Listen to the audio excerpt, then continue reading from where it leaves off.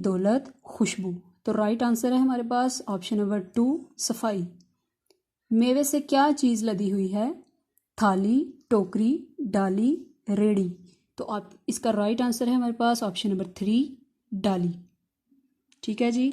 Next question है question number 3। दर्ज है अल्फाज के मायने लिखें। जैसा कि हम कल भी रिपीट किए थे, मैंने कल भी और आज भी हमने नोटबुक पे मीनिंग किए हैं, तो इसलिए ये तो बहुत ही आसान होना चाहिए क्वेश्चन आपके लिए भी।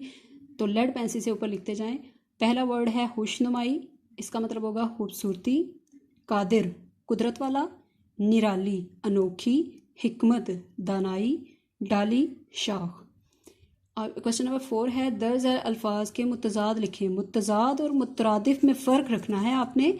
मुतजाद कहते हैं एक लफ्ज़ का ऑपोजिट वर्ड, यानी कि उल्ट वर्ड, ठीक है। और मुतरादिफ कहते हैं सेम टू सेम। आप लोगों ने इन दो चीज़ों में फ़र्क वाज़ेह रखना है।